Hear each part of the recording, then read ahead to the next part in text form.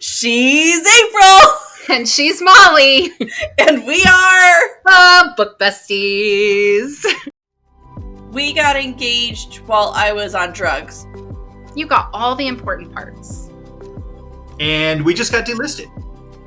My husband is Ron Swanson. My cheeks hurt. Y'all need to... And also, if Earth really cared, they could have visited their local planning office. Why does it matter? I got 37 acres of boobies. Tom, don't tell people that. We're married to men. If you say it like that, they will know that we are not. Well, bloody hell. Oh my god, what an interesting start already.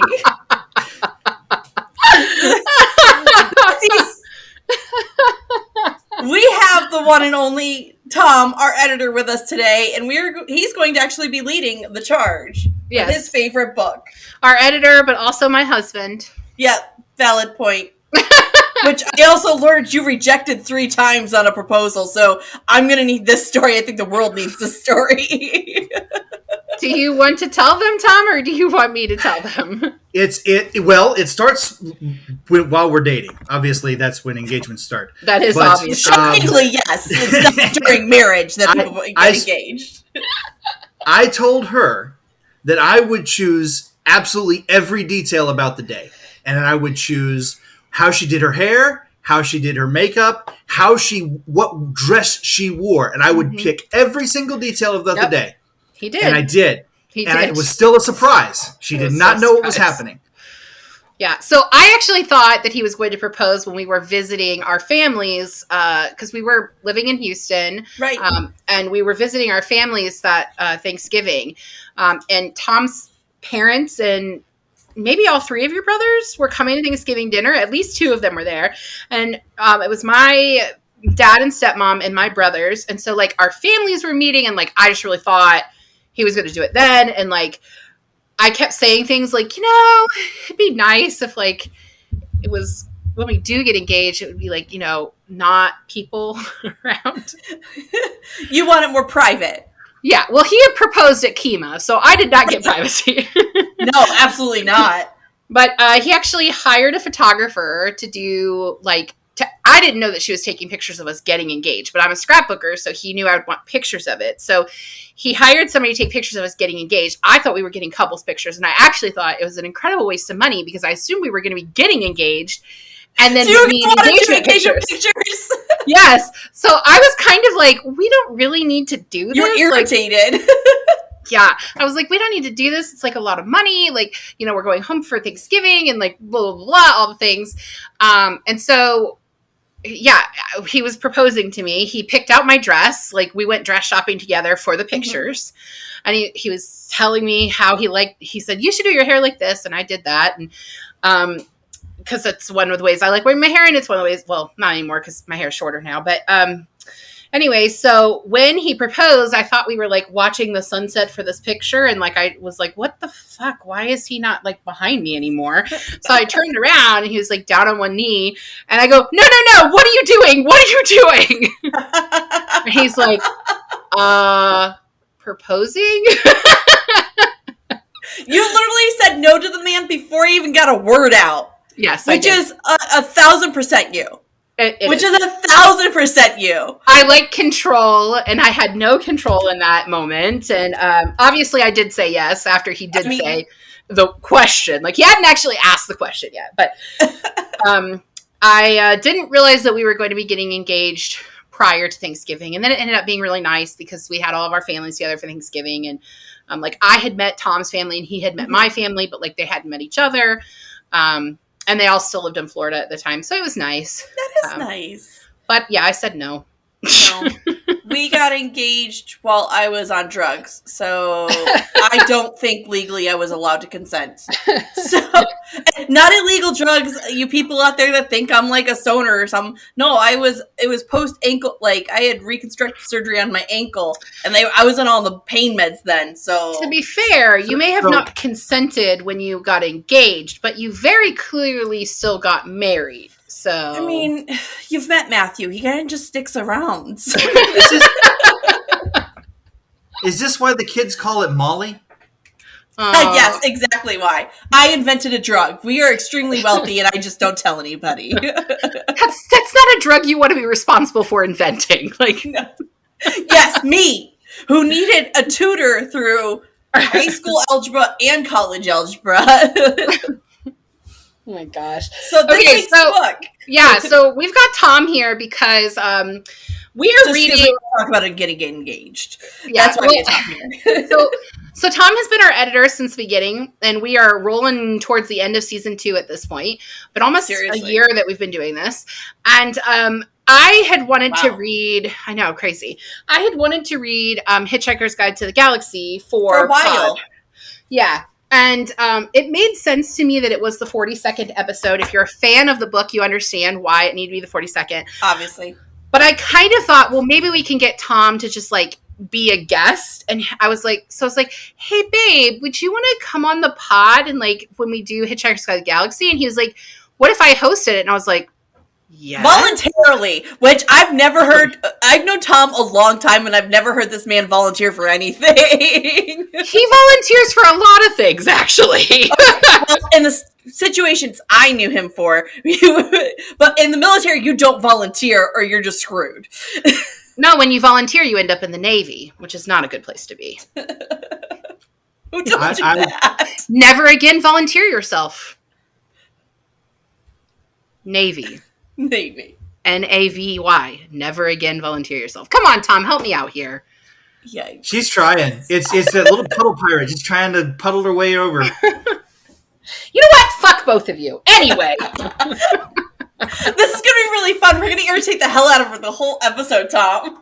I mean, what else is new? You irritate me every pod episode. He irritates me every day. It's just normal. It's just on camera for posterity reasons now. Well, now I'm feeling all flushed and embarrassed, so you guys suck. Anyway, we did this book. This is actually the ultimate Hitchhiker's Guide to the Galaxy, so this actually has all 5 novels in it, but we are only going to be talking about the first book today, and There's 5 of those books? Yes. They're not... Only a couple of them are related. I don't get it. I'm not going to lie, guys. I don't get it. It goes from the Hitchhiker's Guide to the Galaxy. At the end, they ask, are you feeling a bit peckish? They head off to wherever they go, the restaurant at the end of the universe. When we're at the restaurant at the end of the universe, we see a scene where the dolphins leap up out of the earth and say, so long and thanks for all the fish. Right. And that's the third book. That's book 4. Life, the Universe, and Everything is 3. Life, the Universe, and Everything. Sure. Cool. And then Young Zaphod Plays It Safe is number 5. Which is not entirely related to the series. But I did want to say that, Molly... Does it make book 1 make more sense? If you don't think book 1 made more sense... No. It's not supposed to make sense. It's humor. But I wanted to tell you, Molly, that this edition has a foreword in it called What Was He Like? Douglas Adams. And it was written by Neil Gaiman. Oh, I love Neil Gaiman. I know. Well, I don't know that they were necessarily friends, but they both did write for Doctor Who and probably ran in the same weird British writer circles. So, yeah. Obviously. So, Thom, take it. This is your show, man. We're just hanging out today. All right. Well, I guess we'll start with a symposium of words. Okay. A symposium. Look it up, your book besties. The meaning fits better than synopsis because the symposium is a bunch of people hanging out talking about but we're not a bunch of people. It's just April and I. And the besties are here too. Are you giving Molly the same eye twitch that I get when you talk? I'm gonna push this little thing in the front of my temple and in the middle of my brain and hope that my continue talk. I kid. I really do love him, everybody. I really do. We've been married for this year will be 12 years. Been together for 13 years this month. Oh, wait. Is our anniversary this week? It's this week. She forgot. I did. Anyway, I do love him. So anyway, go ahead and have your symposium. All right. It's very short because the book overall is very short. Yes. Arthur, a loser, Earth human male, is incapable of correctly saying no to Ford Prefect. Arthur's best friend, an alien from somewhere in the vicinity of Beetlejuice. They go on an improbable journey from a local pub across the galaxy, while Arthur is just attempting to stop a bypass from being built.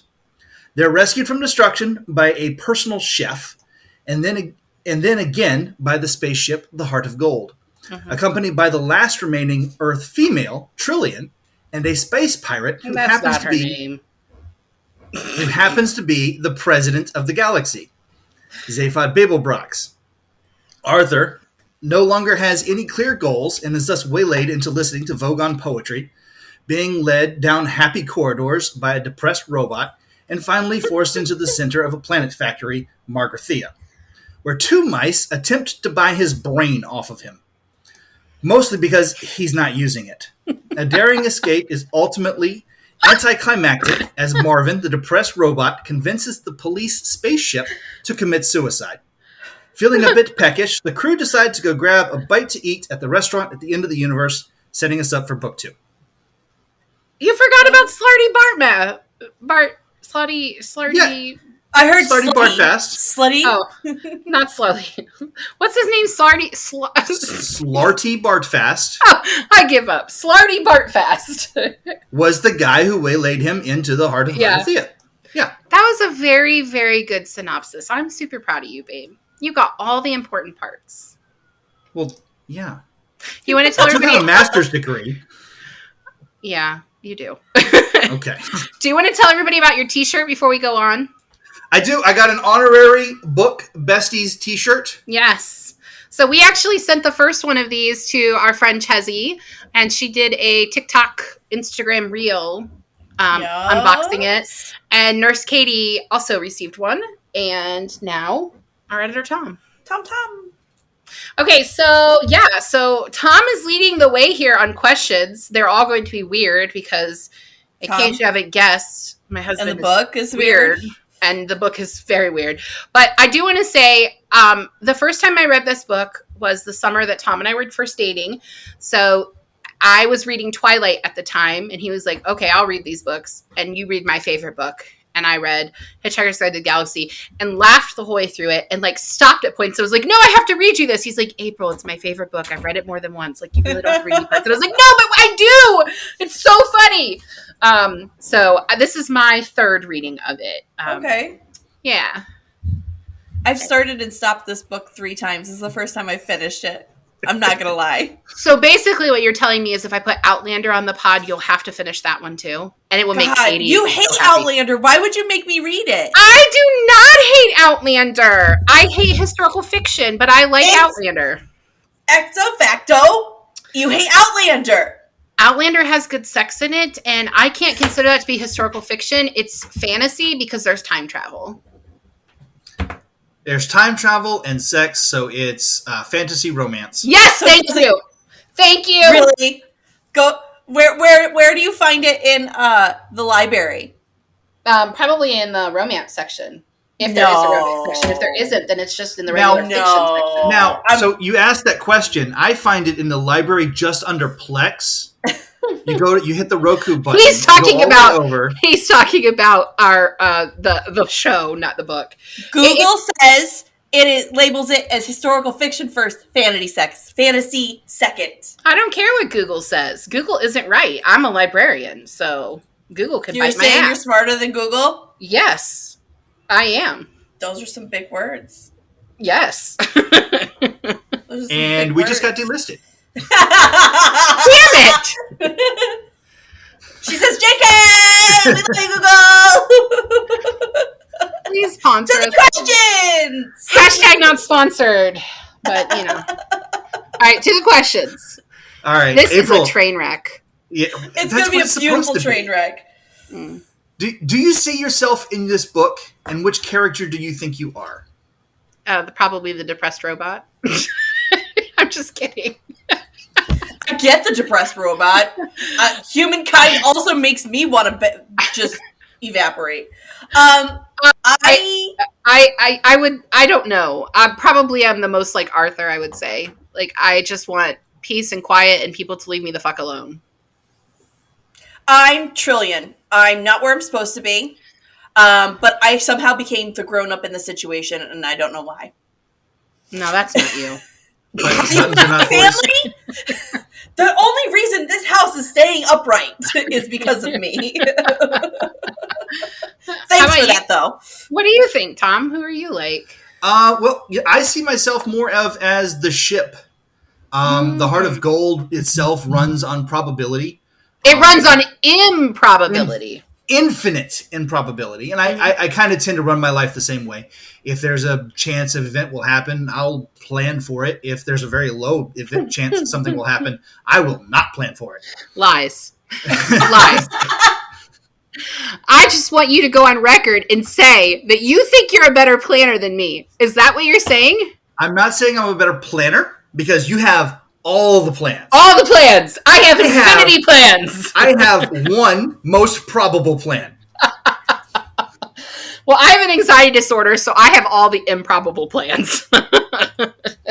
So you're in who you would be the improbable girl, not the impossible girl? Yes. I'd like to think I would be Pond. I would be the girl that waited. And Tom would definitely be Rory. He would wait 1,000 years guarding the tomb. We're cute like that. But also, River and the Doctor, sometimes we want to murder each other. Yeah, that makes sense too.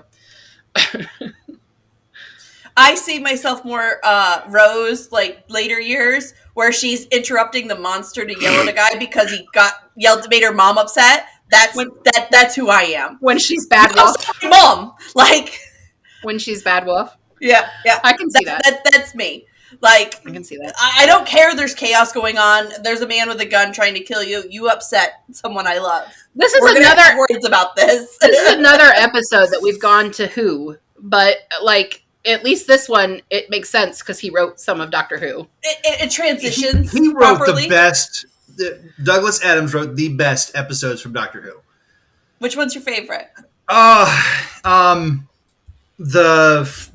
first one of the middle season of the Pawns. Pawns are always. They're in the middle of Christmas battle, and he gets his hand chopped off. And yeah.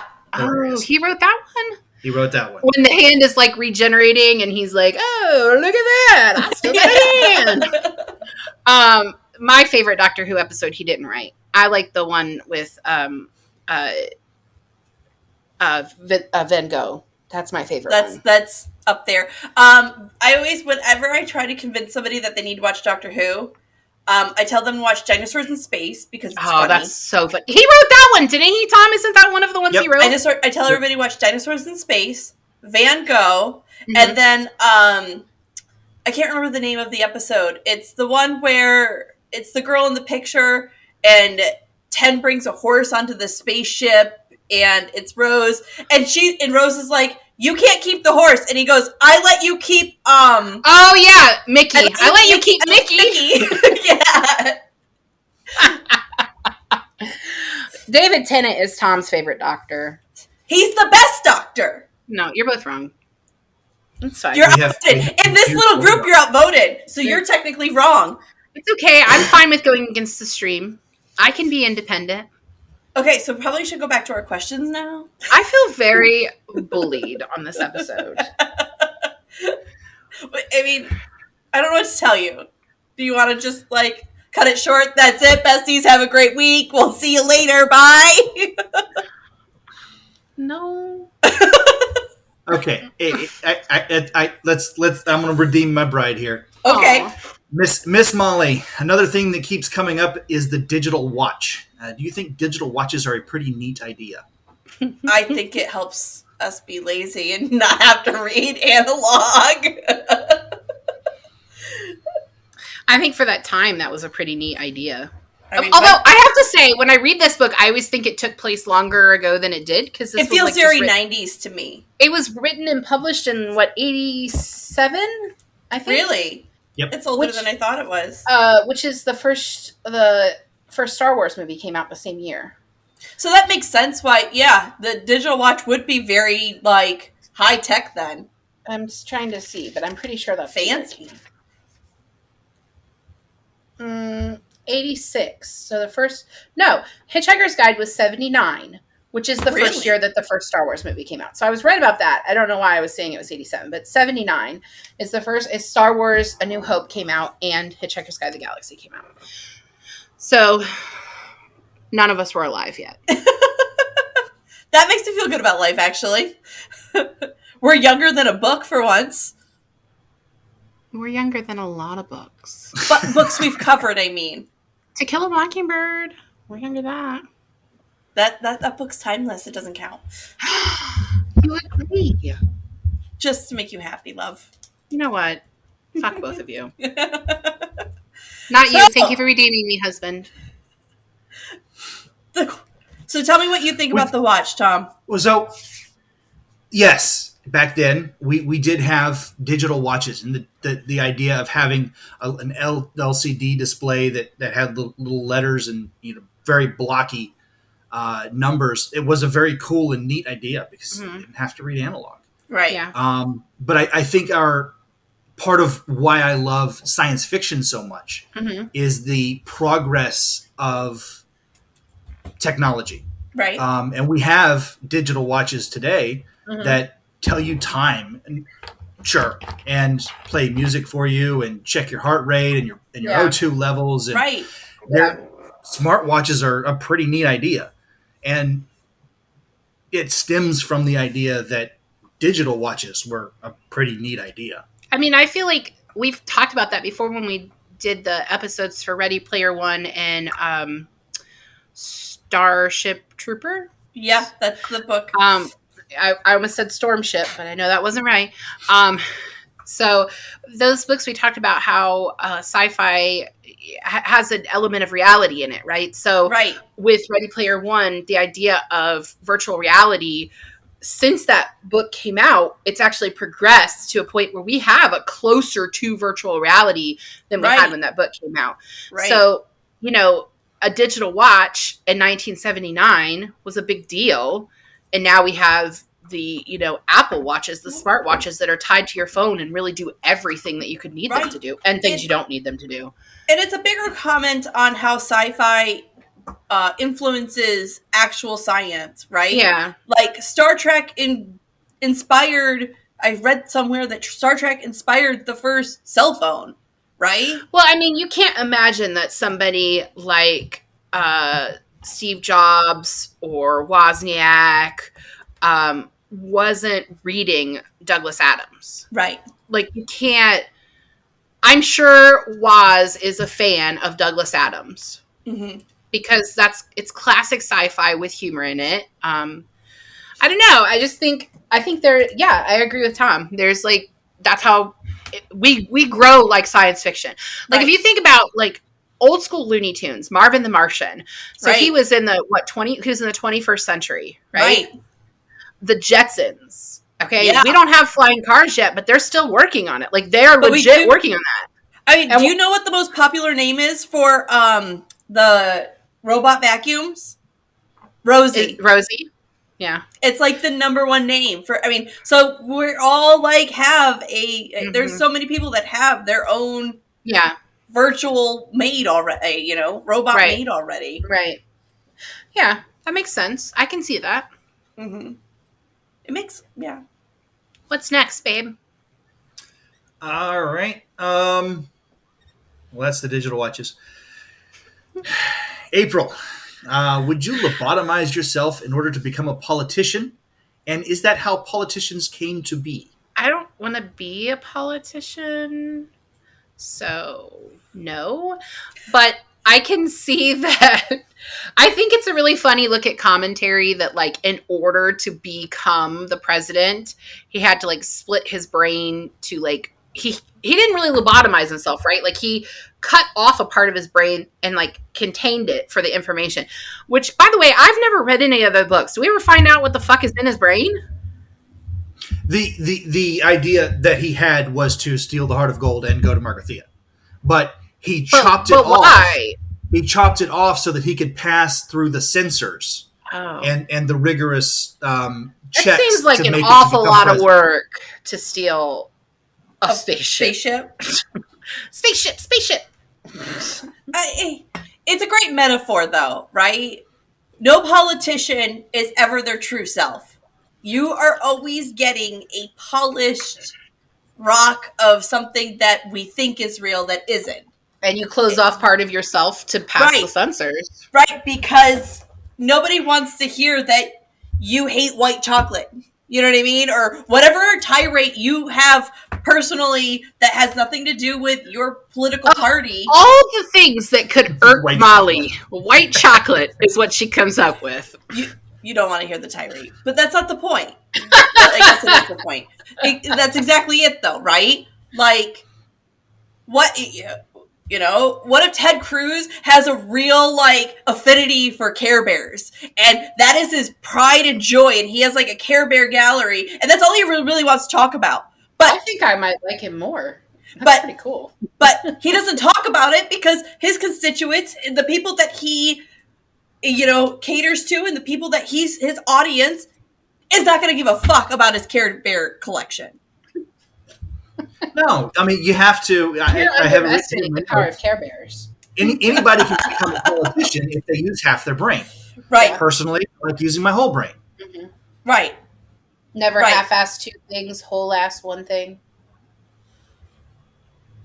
My husband is Ron Swanson. That's all right.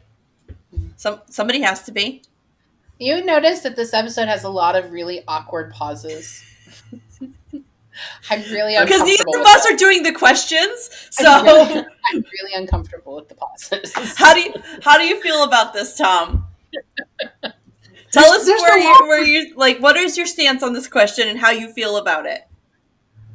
Oh, as a politician, yeah, like do the whole thing to the best of your ability. I mean, be the person you need to be. The whole part of yourself.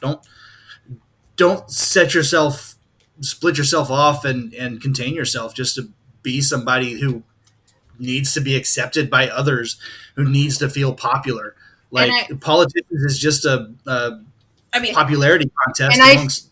Right, but let's. But if you are one of those people that needs to close off things, maybe politics is not for you. Maybe being a world leader is not for you if you have to hide things about yourself. Without getting hyper political, look at Beto O'Rourke. That man is 1,000% himself. And he's always, it seems like he is always honest. And he has a lot of hate on both sides of the aisle. Does he use his whole brain? Is he actually thinking about what he says when he says... Okay, without getting political, again, Tom, because this is not a political thing.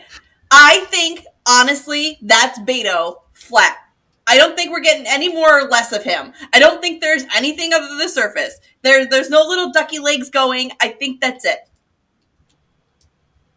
And I think that's why his career hasn't gone the way it has. Because neither side of the aisle likes him.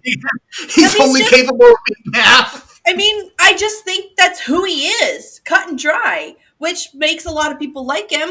But he's not getting big bankroll from the Democrats, and the Republicans hate him. So it is a valid point that even if you are your true self in politics today, nobody wants nothing to do with you. Well, I didn't say that's what we need our politicians to be. I'm saying, like, in honesty, based off of, like, the comment this book is having, you have to be turned on. You have to be fake. You have to hide portions of yourself. But that's not really true in this book because Zaphod is a criminal and a wild man and a wild card, and everybody knows those things, and they elected him anyway. Okay, but how many presidents that's are we? Politicians. That's all. That's exactly what I say, Tom. No, what I'm saying is she's saying that someone that is authentically themselves cannot be elected to a higher office, and they elected him because he was authentically himself. But they also elected him because he's a liar. Right? I really don't have anything to contribute to this conversation. He makes big promises that he doesn't do. He blew up a planet just because he was going to make this freeway that wasn't necessary. Actually, he didn't do that. He didn't do that. He didn't do that. Okay. See, I don't know this book very well. And also, if Earth really cared, they could have visited their local planning office. You have to get involved. They had plenty of time to appeal it. Mm-hmm. Sure they did. Yep. Next question. Next question. Can't handle the uncomfortable silences. I know it's weird. I don't get. Moving on. I'm trying not to talk over y'all. Well, that's not how this works. That's not how any of this. How many episodes of this podcast have you listened to? This is not how this works. I listened to all of them plus one. What do you think 42 means? Like, do you mean that? What is the ultimate question? No. What do you think 42 means? The 42 is the answer right. to the ultimate question of life, the universe, and everything. Right. What does it mean? The number of cookies you get out of a batch of chocolate chip cookies from Toll House. I do not have a better answer than that. There is a real answer. Douglas Adams. I feel like if I'm gonna say what 42 is and answer what I think the ultimate question is, the answer to me is love and family. But that doesn't really make sense with the answer being 42. And I think the bigger question is the ultimate question, what is the ultimate question? Because they thought they were asking for the answer to life. Right, the meaning of and life. Everything. And that's not that answer they got. They got the answer to the ultimate question, which was not what is the meaning of life. So what does Douglas Adams say? So you have to get into the head of Douglas Adams when I don't think I want to. I don't either. Hard pass. and it's important to understand the answer. To understand that Douglas Adams was just this goofy guy sitting in front of a typewriter in his garden trying to think of what a heavy thing to take out to a garden. Like, typewriters were heavy. Molly, that's not the point. No, but it is the point. Like, who likes, you know what? I love the sun outside. I'm going to take my 1950s typewriter that's the size of a desk and truck it out to the garden. It just feels extra. Sorry, moving on, Tom. Sorry. I didn't mean to interrupt. He probably walks in the snow both ways to school, uphill. I mean, Right. He's that old. Right. Yeah. So the idea for Douglas Adams and to put down 42 as the answer, he was taking a piss. It was funny to him. He just said, let's put down 42. That'd be funny. You get the whole world riled up about a number. And I just want to say it is so hot when you use British slang. Okay, now let me ask you this, Tom. Being that this is your favorite book, the first time you read the first book and you closed that last page, what did you think the answer was? So it was a little bit of everything for me, because you start looking at it and it does begin to influence how you see the world. Right. But what did you think the meaning was? In the 70s, Douglas Adams, when you pull up the ASCII table for UTF-8, and this is how computers. I don't know what that is. I don't either. You've lost me. Is how computers know which key you pressed on the keyboard. Sure. Yes, I know what that is. I know what that is. Yes, I know now. Okay, I'm with you. So 42, the UTF-8 42 character is Shift 8, which is star. Everything. Aww. It's an asterisk. It's an asterisk, yes. Which is the wild but an asterisk can also... You ask the computer, and UTF-8, there's 42, the 42nd, that's everything, that's the star. That's the placeholder for the computer, and he didn't finish running the program. But that's hilarious. That makes it even funnier to me now, because now it's like a footnote. Well, an asterisk also, look at baseball. They put an asterisk next to what that one Boston player, when they found out he was doping. He got a number of pitches, but there was an asterisk saying he didn't really get it, right? Yeah. So it always means more information, or that there's a footnote or some sort of additional. That's really clever. Yeah. I could have gone my whole life without ever knowing that it was an asterisk, just because I think it's funny that it's 42, but that is really freaking clever. But it was not Douglas Adams' intention. What do you think his intention was? Oh. No, he said it. He just thought it was funny. He published it as I was sitting in my garden and decided to take a piss on everybody. So it's 42. It's not take a piss, it's take the piss. Okay, whatever. He was telling a joke because not whatever, because I'm gonna have to retract that. How hot you look when you say British slang. Like, you're gonna have to say it right, or well, bloody. There you go. Back at it. Woo! Bugger. We just finished Me Before You, so bugger's like in my dialect right now. Yeah. Bugger. When I came home from England, that taking the piss was like one of the things I couldn't break myself of saying. And people were like, "What are you talking about?" And I was like, "The things. It's a joke. My life's a joke. It's fine." So, understanding those two answers, is this basically the Santa Claus paradox? That, you know, you have something magical and mystical, and once you understand the meaning behind it, well, it's just your parents putting Christmas presents under the tree. No, because I honestly think, like, this is different from that, right? Because after you read the book, 42 can mean whatever you interpret that book to mean. We just had a whole long conversation about what we each interpret half a brain to mean for politicians. So I think 42 can mean different things based on where you are in life and how you're reading this book.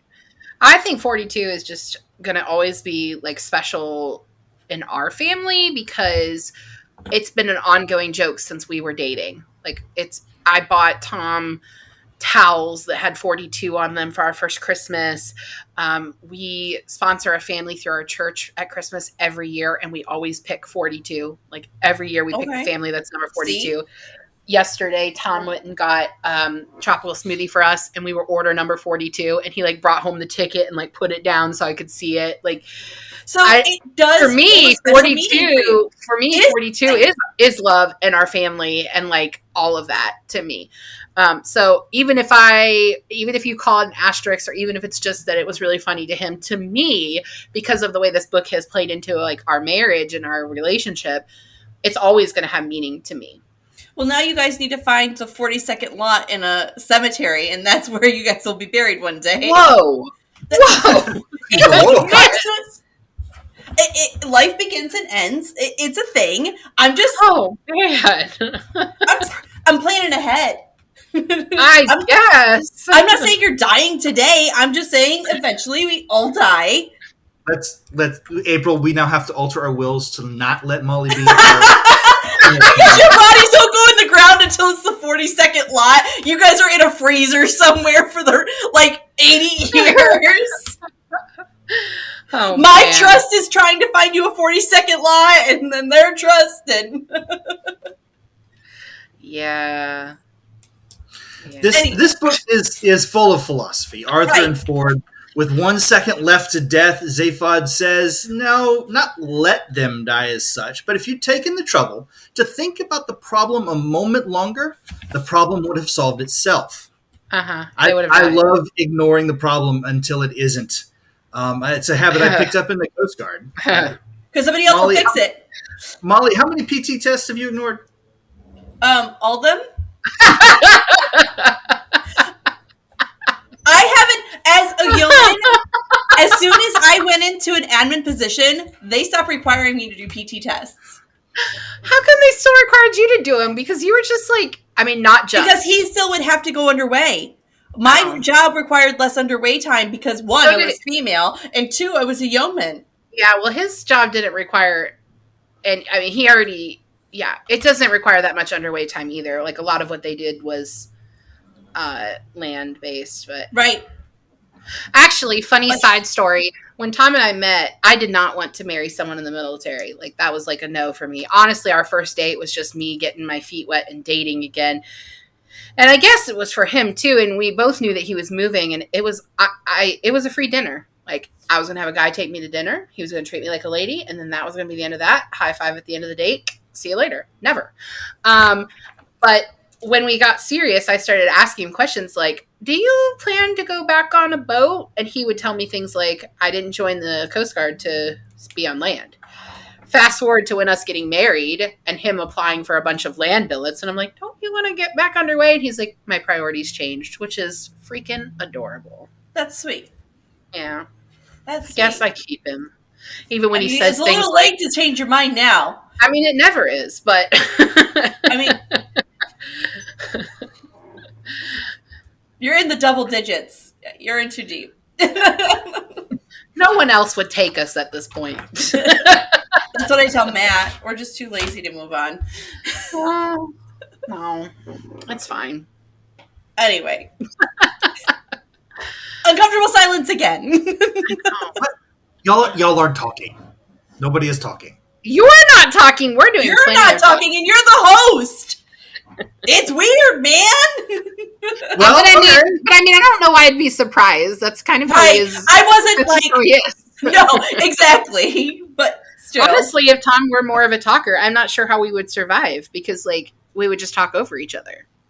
So it helps that I'm the talker. Like you and I, every episode of every. Yes, but I didn't marry you. Now you are. You're metaphorically married to me. Next question. No, that's a perfect segue. As the only two females on this podcast, have you ever had the urge to throw a pot of petunias, and why? Constantly. We're married to men. And we have children. Oh, yeah. Like, listen, I have to just say what our kids did today because this is an example of when I want to throw things. Our kids were having a fight. This is what they were fighting about. James, who is our oldest, decided to goad Sam into a who has more knowledge test, which he's 3 years older than Sam, and he's also very freaking smart. Like, he's not average IQ. He's been reading a little bit longer. He's been absorbing it longer. He's gifted. He's gifted. So I'm not saying that Sam isn't, but he's 3 years younger. So he decided to goad him by telling him spell playground. And Sam got really fucking frustrated because he could not spell playground. And so he started slamming his door and he'd open his door. Sam. He'd open his door, throw a toy out in the hallway, and then slam his door. Then open his door and throw a toy in the hallway, and then slam his door. Were they his toys or James's? They were his toys. But when I went to go and like talk to them about this, Sam said, James asked me a question. And I was like, well, that doesn't seem like something to get upset about. So I was like, James, what question did you ask him? I asked him if he knew how to spell playground. I was like, do you know how to spell playground? And he did not. And I was like, this is the dumbest shit I have ever heard in my life. But that is kids in a nutshell. And that is the kind of stuff that makes me want to throw things. I do not throw things. I have to go on record on that. I do not throw things. Same. I grew up in a family where people threw things and a lot of words and a lot of things and a lot of fists. And so I don't throw things, but am I tempted? Frequently. Yeah.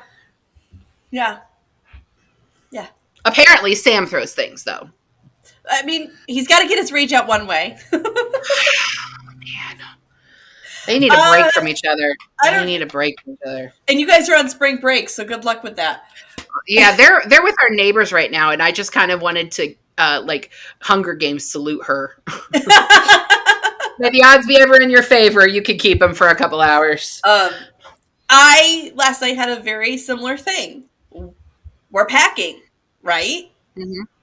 Both girls have showered. Dinner isn't ready yet. Mm-hmm. Every minute that is their free moment until their rooms are completely packed is to be spent packing because they are old enough now. They are old enough to sort their stuff and put it in boxes. Right. And they both come downstairs with books, like ready to chill. And I'm like, what are you two doing? And they're like, we're going to read. No. Is your rooms packed? And they both got pissy with me, like stomping upstairs and slamming doors. And I'm like, in their defense, at least they wanted to read. Like, at least that's constructive. Right. But they've been reading all day. They were doing homeschool all day. That's life right there. Right. Like, No, they definitely need to be packed. I would have thrown a petunia pot then, too. Tom, parenting makes me want to throw pots. Yes. Do you ever want to throw a petunia pot? No, well, Or you think it's only a thing of the fairer sex? Well, it is. That's what they say I'm in on the the book. receiving end of the petunias. I mean, I don't know what makes y'all want to throw them, so I need to figure out Maybe. how to not be at the receiving end of a petunia. How's that going for you, by the way? No, not well. You and Matt need to form a support group. I have never thrown a petunia plant at Thom. I've never thrown anything at Thom. But a metaphoric one. Oh, yeah, come on. Pillows. No, I throw the pillows. What do I throw? You threw yourself Words. at me this morning. Thom, don't tell people that. We need to move on to the next question. You're So much more embarrassing. It's so much more embarrassing when he's in the room with us, as opposed to just like editing it. Oh my gosh. Oh. Next question. Much of the story and the backstory is told via dictionary entries and other flashbacks. Do you think this plot device is overused in this book? No, I think Wait, I forgot the question. Can you try again? She's trying to calm down. Dies. Need 42 plot. Can you repeat the question? Much of the story and backstory was told via dictionary entries and other flashbacks. Do you think the flashback plot device was overused? I actually liked the interrupting narrator thing in this book. I don't always like it. I don't always like it either, but I like the histrionics. I think it helps you. I honestly could go for more of it because I felt confused the whole book. I felt like I was reading a book in the middle of a series that I had no idea about. Like this world was built already, and I'm reading like the second or the third book, and I don't know what's going on. Well, I mean, the book starts almost in the middle of the story, right? Like, right. Yeah, so yellow, color yellow. Right. So it helps fill the world out in a way that as a fresh reader to the series doesn't get, the information. One of the things we do talk about on this pod a lot is when world building happens in book series and books. I was very confused by the world building in this book. I'm not going to let me finish. She did not let me finish my statement. Okay, you can finish all now. interrupted with the bell. I'm going to take that away from you. Come and get it, bitch. You know what? You're not going to be that far from me pretty soon, so I might. That's true. You might. No, I mean, I actually thought that that kind of stuff helped build the world. Like, so it reminds me of when we read Evelyn Hugo, and it had like the news stories and things like that. I didn't like it in that because I didn't think it was necessary to the world building, but I did like it in this because I thought it helped build the world without taking away from the story. Well, I feel like if you were to omit that from this book, you have no context. You have no context, right? And I feel like do it a different way. I actually did not like it because you could do it a different way. Like the first time you see it, you're being shown what a babblefish is, right? But you could have Ford just tell him what a babblefish is. Hey, this thing takes waves from your brain. But if you're going to write a book that has a book as the central character, which the Hitchhiker's Guide, the book, it has to be part of the story. I also really like the random vignettes that are not a part of the Hitchhiker's Guide to the Galaxy book. Not the book we read, but like the book within the book. Like the little sub-stories? I liked the sub-story that was that they created a ripple in time, and like these two planets were like fighting about a war, and then they just forgot what the war was. That was hilarious. All of a sudden they were like, that was a mistake. I like the whale. The whale? I love the whale. Where he's trying to figure out his own body. It's kind of round. I will call it ground. I hope it will be friends with me. And then he dies. Splat! Wow, that's life in a metaphor. And the Petunia says, not again. Right. So obviously it's happened enough with Petunia. Mm. Yes. I think Mr. Adams actually got in over his head with it. Because my one complaint about the book I'll ring a bell for you. Very near the end, we see they're being pulled off of the catalog machines at Margarthea. Like everybody but Arthur was captured, put on the machines as a demo reel for Margarthea and what they can do. Mm-hmm. And then we kind of like jump back in time to here's the answer, the question, the ultimate answer, and we get introduced to 42, and then there's no clear transition. It just kind of moves continuously into, oh yeah, you've been unplugged. Like, no, we were just in an entry in the book, and now we just got unplugged from the machine. I will say that it got lost. That is one space in the book where it needed a break of some sort. Yeah. But other than that, I felt it was necessary.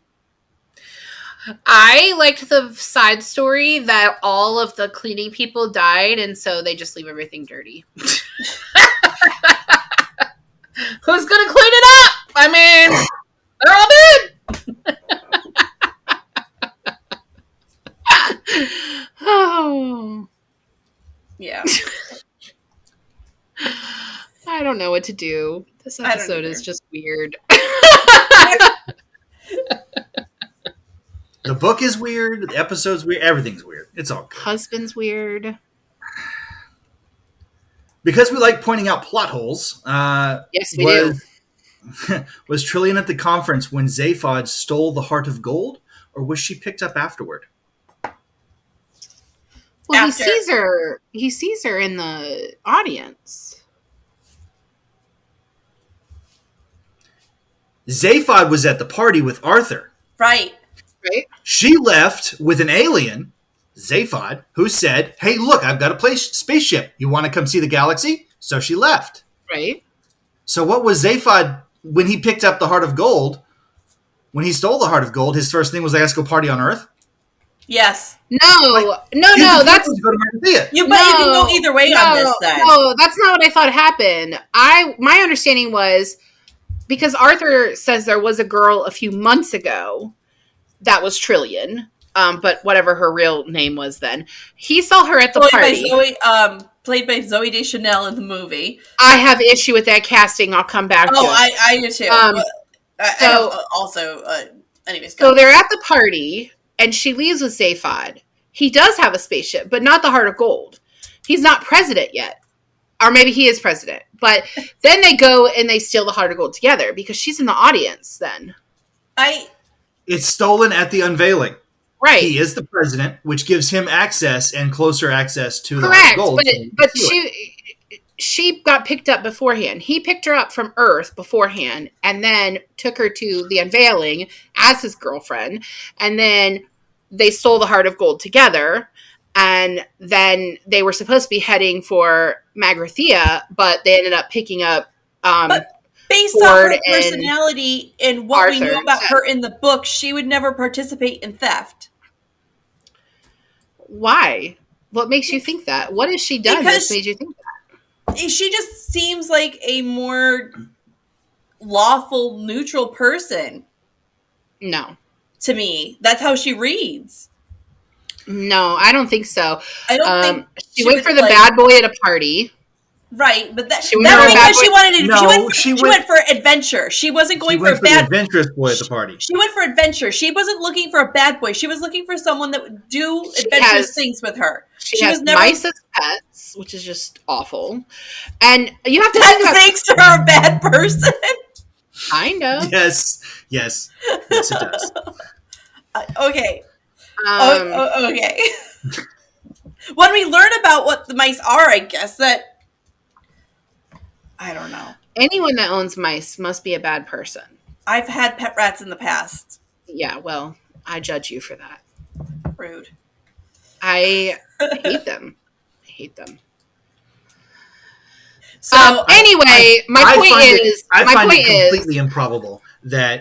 completely improbable that a mildly law-abiding person would hop off in the middle of the galaxy with the president of the galaxy in order to steal a spaceship which hasn't been invented yet, that they don't know what's going to do because it's completely improbable Well, that they would end up. And I'm not saying it's that a massive plot hole. Yes, it is a plot hole.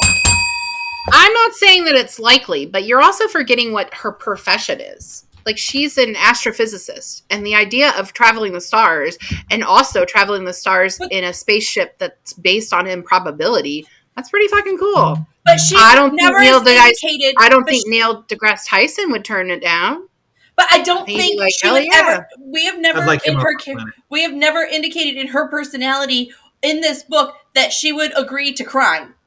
We don't Neil know deGrasse Tyson, based off his histrionics, there is a possibility he would agree to crime. We don't know anything about her. The only thing that we know about her is a very small bit that we get in the story. We don't get backstory other than the fact that she wasn't like hung up on Arthur and decided to go with the she's the voice of reason when everybody's on the ship. She is not the voice of reason. I disagree with you on that. Buttons are not toys. The ship is more, okay, her saying things that are logical does not necessarily make her the voice of reason. It just makes her the only woman in the story.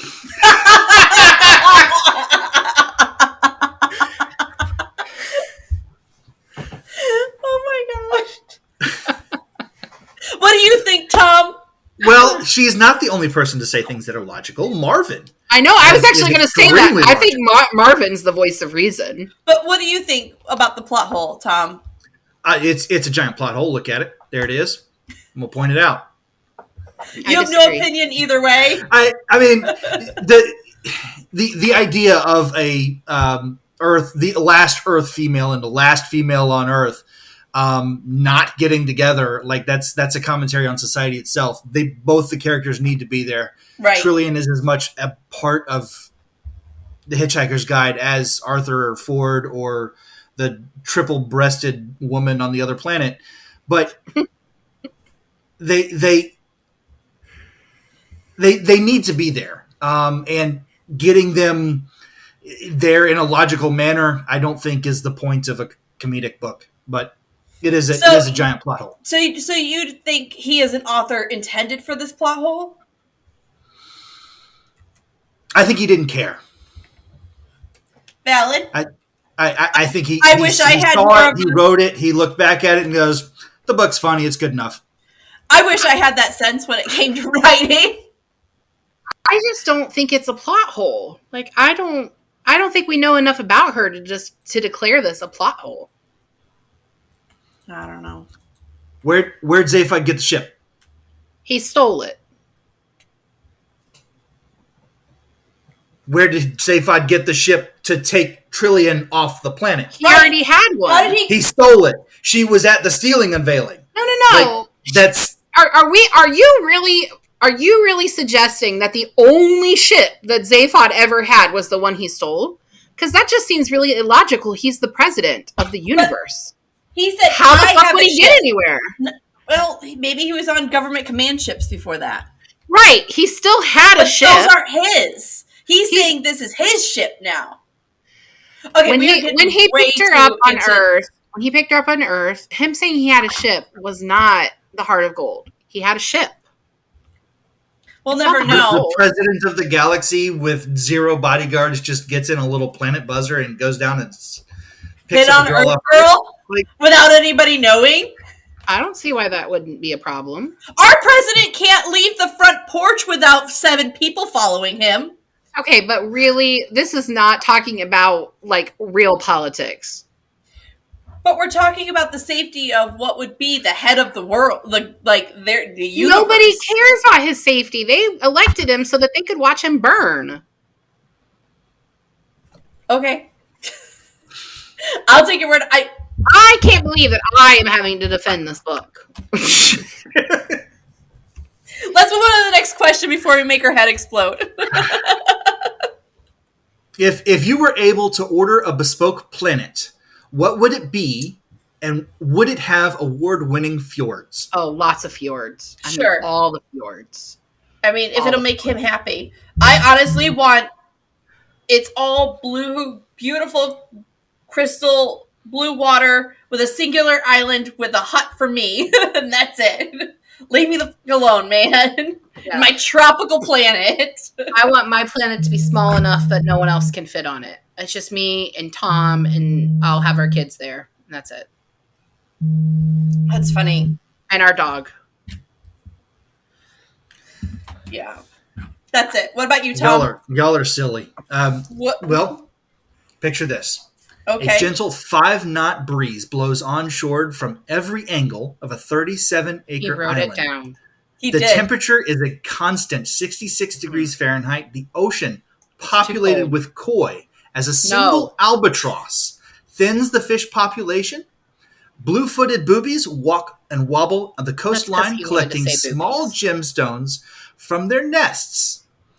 My house would be designed as a lighthouse perched atop something that looks like the cliffs of Dover. Do I get to live there? Because all of that sounds horrible to me. So you clearly did not design it for me. I don't like fish. I don't like birds. I don't like cold. So There's and how do you feel about lighthouses? How do you feel about lighthouses, April? I do like lighthouses. But Okay. I don't want them to keep me up all night, and I don't know why we would need a lighthouse if we're the only people on the planet. Like, whose boats are we directing? His. Wait, how do you know where the boats are going to be? Your island is there. You have to have a lighthouse to tell the ships not to run into the island. Okay, so we have an island on a planet, but we don't have the whole planet. No, we got the whole planet. Then where are the boats coming from, Tom? The ocean. But the ocean just creates boats. Like, yes, that's not how this works, baby. People-less boats? Why do they got to be people-less? Because you just said it was your planet and nobody else is on it. Just because I own the planet doesn't mean nobody else is on it. But you don't like people.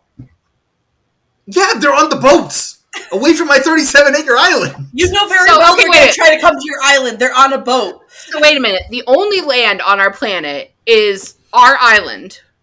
And the rest is like water world. And just like pirating. And we have the lighthouse so they won't come to the only land that's available. Yes. And it's ocean water, which is not drinkable. So I'm guessing the only place that drinkable water is on our island. And somehow you think that nobody's going to try to invade our island because we put a lighthouse on it. It's not. This is why we don't let you make plans. It's not ocean water. There are koi in the ocean. It is a freshwater ocean. My cheeks hurt. Y'all need to stop. Gosh. Albatrosses don't live where there's fresh water. They're saltwater birds.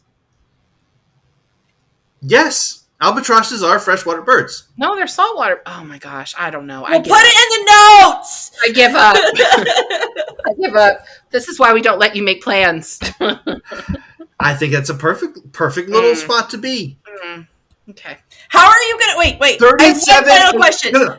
How are you going to ward off all these boat-living people from the only piece of land on your planet? We're not. And also... Why does it matter? I got 37 acres of boobies.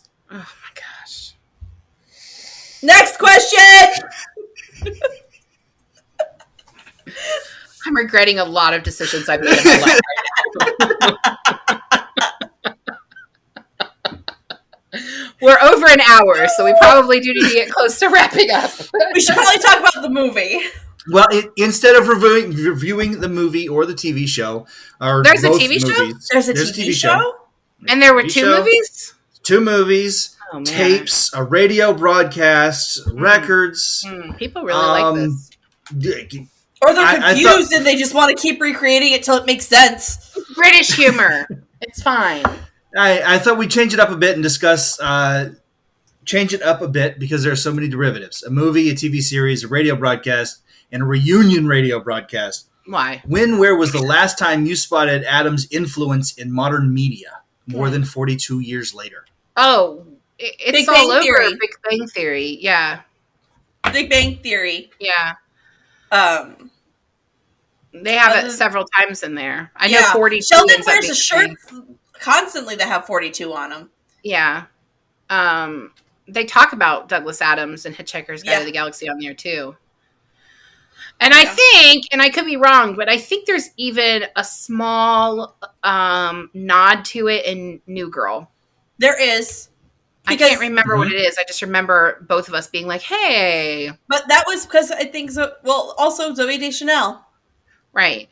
But while you talked about her again, since you're not going to talk about the movie, I just want to say really fast, I am annoyed that she was cast. I love Zooey Deschanel. Please don't get me wrong, but Trillian is black. Yeah. And okay, so Zooey Deschanel. I have this one thing about the movie, and then I'll let it go. I remember as a teen watching this movie on TBS. They used to have. That's how old we are. Mm-hmm. I recall watching it several times. Mm-hmm. When I rewatched it this past week, who I thought was playing Arthur was not Arthur. I have in my memory David Duchovny playing Arthur from the TBS one. And so when I saw what's his face, the Brit, I was like, I had to literally pause and go scroll through David Duchovny's whole IMDb page. Were you thinking of what is the other space movie that Alan Rickman did? And I can't think of what it is. Yeah.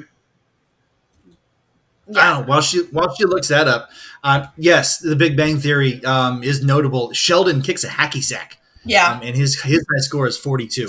Yes. And he says he'll never get there again. Maybe that's the answer to life. That you'll never get back there? No, the number of times we can. Which actually is there's two references in that whole scene. Raj then postulates that the number of roads that Sheldon has walked down, which is exactly the fake story concocted by the mice. Right. How many roads must a man walk down? It's nice. How many 42. Roads has Sheldon walked down? Yeah. What we haven't seen, we're also missing a historical context. The chess computer, Deep Thought. Yes. The one that played Bobby Fischer was named Deep Thought. It was.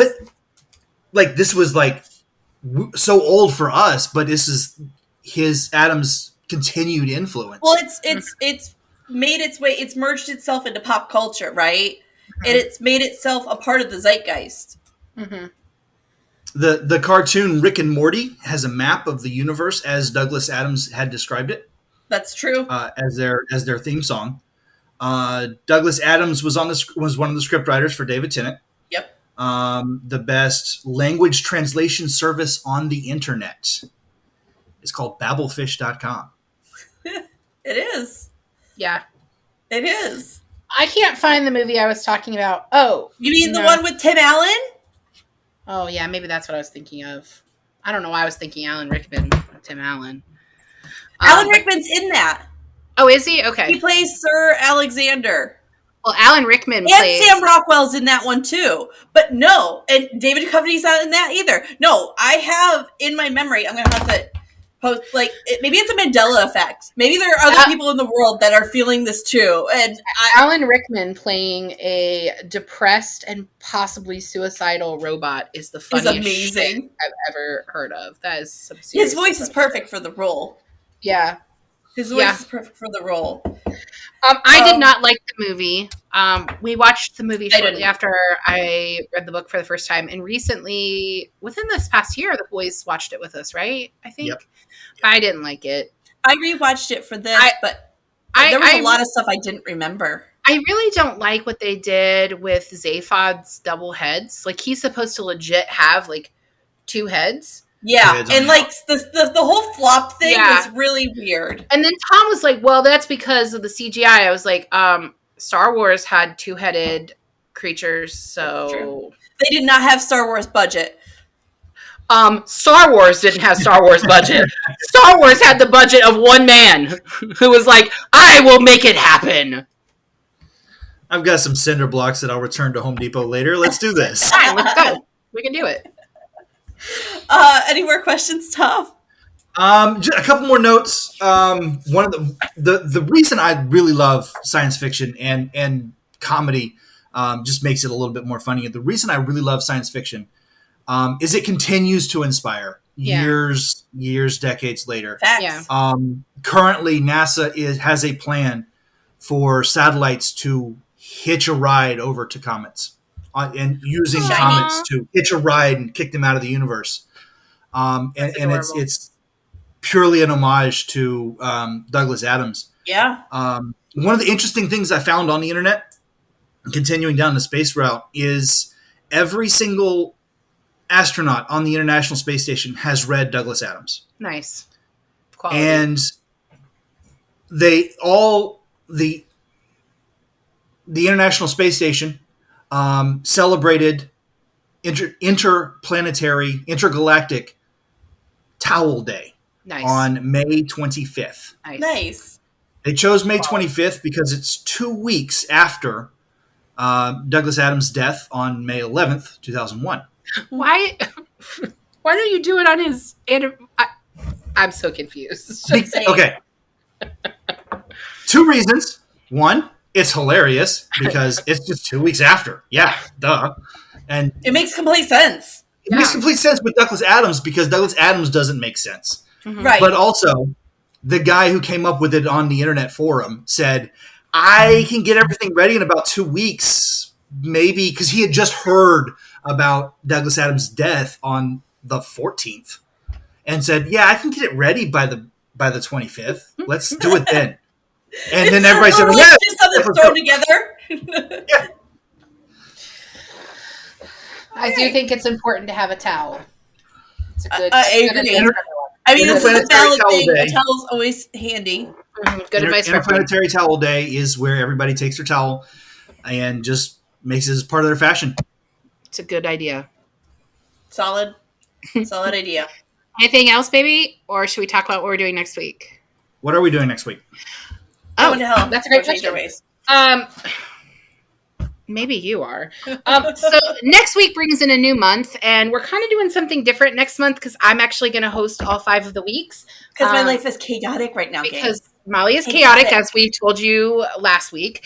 But if you aren't following us on social media, please do. We always post the books that we are covering, and I recently posted an update of all the books that we'll be doing in May. So we're going to start the month with Me Before You by Jojo Moyes. We're only going to be talking about the first book in this series. I do realize it's a trilogy, but the first one's the one that matters. So there you go. Agreed. The second week, we're going to do The Royal We by Heather Cox and Jennifer Morgan. And we're also only going to talk about the first book in this series, though we may talk a little bit, may mention some of the second. And then we're going to wrap out the month with 3 books that are new to Molly and I. So we're going to read 9 Perfect Strangers by Leanne. Which is a Hulu show, right? Mority? I never know how to say her name. We'll have to look that up. It's a Hulu show too, right? Yes. And she's the author of Big Little Lies, which is the only book by her that I've read so far. And then we're going to do The Opposite of Always. And this is by Justin A. Reynolds. Mm-hmm. And this is a YA romance book. Kind of, because it's about breaking up. And then we're going to wrap out the month with Circe by Madeline Miller, which, of course, is inspired by Greek mythology. And all of these books, if you notice, are big ones that are floating around on the book talk. We're trying to bring you all what you are listening to. We're hip, gang. Yeah. We're down with it and funky. If you say it like that, they will know that we are not. That's the whole point of being ironic. All right, so that's all we have. Thank you to our guests, the love of my life. Tom. I love you so much. You're very cute. Well, you get a double thumbs up from me. You need to cut your beard. It's shorter than I've seen it. This is the shortest I've seen it in a long time. It's not. He tucked it in his shirt. Shut up. Thomas! Anyway, I love you. Man. Right? Thank you. I love you. Thank you for hosting for us today. Yes, Molly, I love you. I can't believe that in a few weeks I will see you in person. I know. We'll have to do some Instagram Live or something when we get to do that. So, till next time, gang. All right. Bye, everybody. Bye. Bye. Thank you for joining us on Book Besties, a very unspecial guest, Thomas Watkins. Don't forget to like and subscribe. The views discussed here are mostly those of Molly, April, and Tom, and certainly not those of anyone else. Today's book has been The Hitchhiker's Guide to the Galaxy by Douglas Adams. Your book besties are Molly Biggs and April Watkins. The person slapping this episode into an intro-outro sandwich will be Thomas Watkins. The music is Sleep Sweetly by Prigida. Don't forget to follow the Book Besties on Facebook, Instagram, Twitter, TikTok, and YouTube. If you'd like to contact the Book Besties, please email us at bookbestiespod@gmail.com.